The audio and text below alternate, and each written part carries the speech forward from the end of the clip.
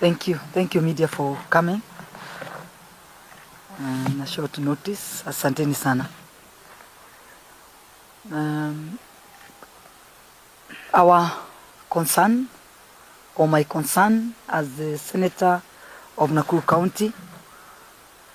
County has been trading negatively for the last 2 years. And now it has worsened because now it has gone international. And I want the world to know, or the people to know, that the Nakuru people are not concerned, that our concern is not that our governor, Her Excellency Susan KIHIKA, went to give birth. In fact, if that is true, we want to take this opportunity on behalf of the people of Nakuru to congratulate her,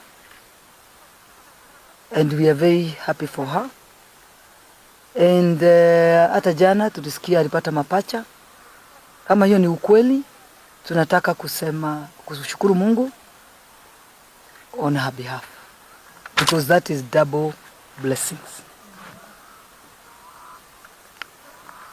I think the concern of the people of Nakuru is that Her Excellency, our governor, has been on her maternity leave for the last 1 year. That is the biggest concern. And if you look at the Employment Act under Section 29 of 2007,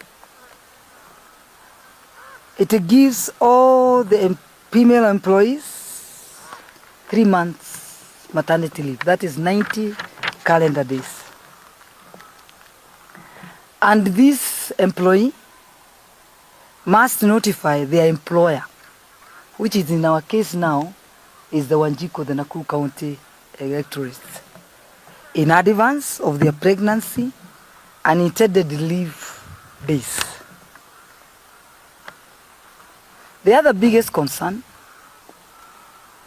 is that the transfer of instruments of power during that period, she's away, should be done officially, published in the Kenya Gazette, and in a memo to notify the people of Nakuru, who is now running their day-to-day issues or business issues of the Nakuru government.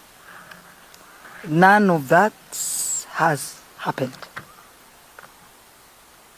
In short, the county government is at standstill as we speak. Our other major concern is that there were serious issues left behind, which included, among others, the reopening of the War Memorial Hospital, which the courts pronounced themselves on the matter to be reopened since last year. And up to now, the hospital has not been opened, and it was one of the best hospitals that served the people of Nakuru and the neighboring counties. Our other concern is that we have abandoned major projects that includes our hospitals, ECD learning centers, feeding programs, our stadiums that includes Afuraha Stadium and the Rogroni.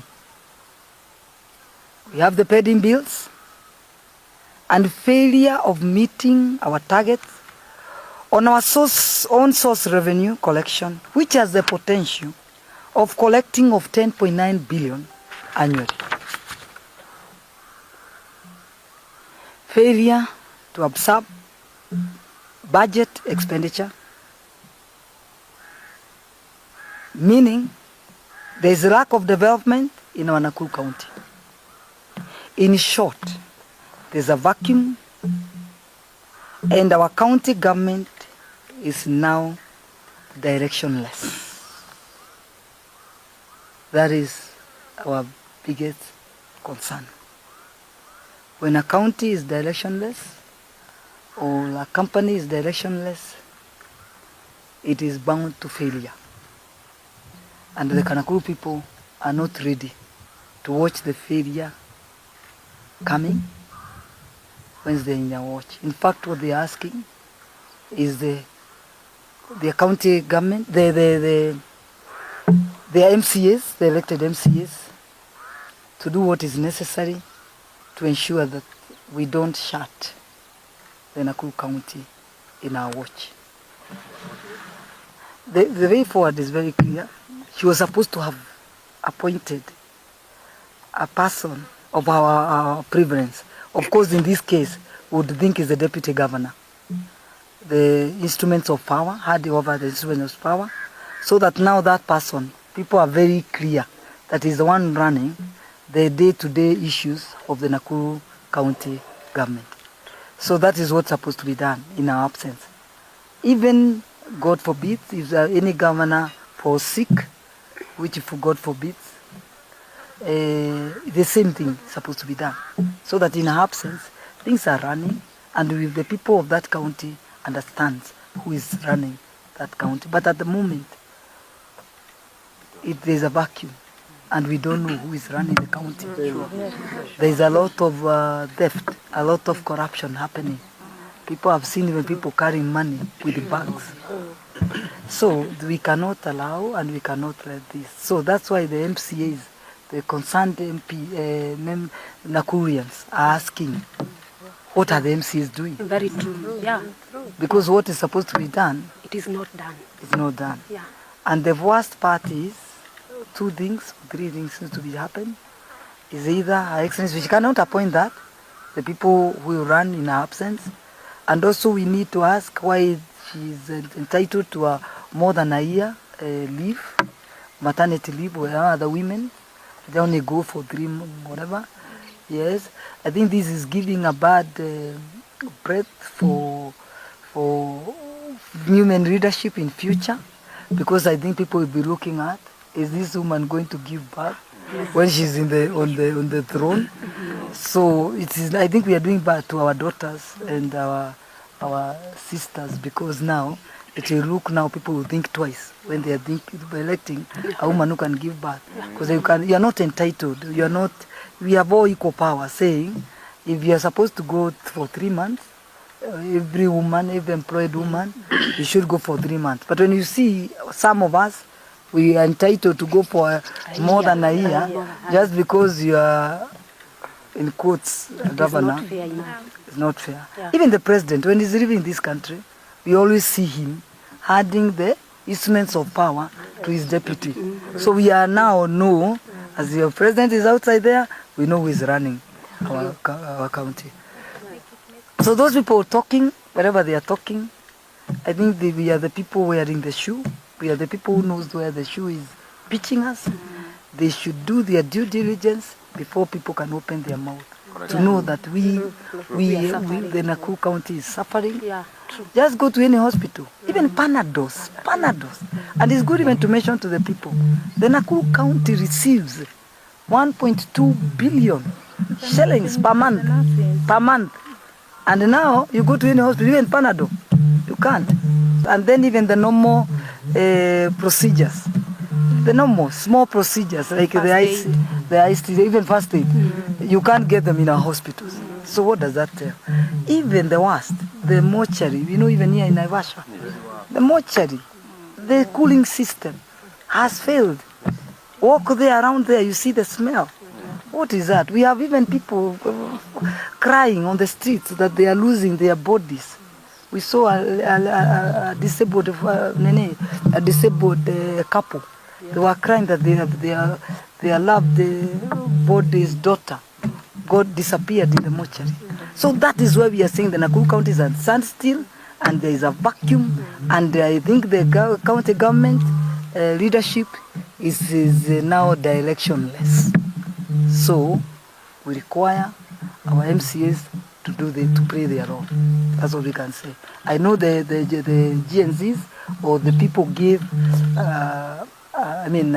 whatever 14 days, isn't it? Yes. You say the 14 days, eh? Yes. And they are heading here tomorrow. Yeah. They are heading tomorrow. So that is also another concern. Will the MCAs wait till the public can take the law in their hands. Why would they allow this? Then the people are tear gassed and all that. So I want also to tell the people to cool kidogo, to wait, to see whether the MCs will do something. If they won't, then we will march, all of us.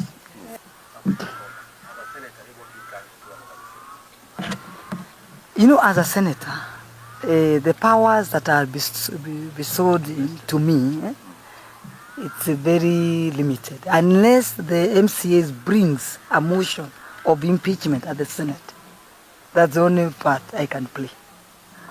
But for now, it is the MCAs holding the key of the Nakuru County governance. Whether it goes into shambles, I think the county government, the MCAs will be held responsible. Mine is only that I can do. But I'm urging our governor just to do the usual, because she's even a lawyer. I think the Nakuru people are very happy to have elected a lawyer, and they thought she will follow the law.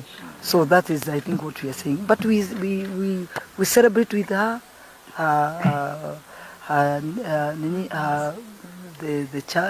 whatever she's gotten from. That's a blessing. So we are not condemning, or we are not concerned that she gave birth. But the other concern, I think, is also flying out of the country, is that she has no faith in her hospitals, because the hospitals are supposed to be done by the county, the governor herself. The senator is only to bring money to the county government, and then the money is used to whatever.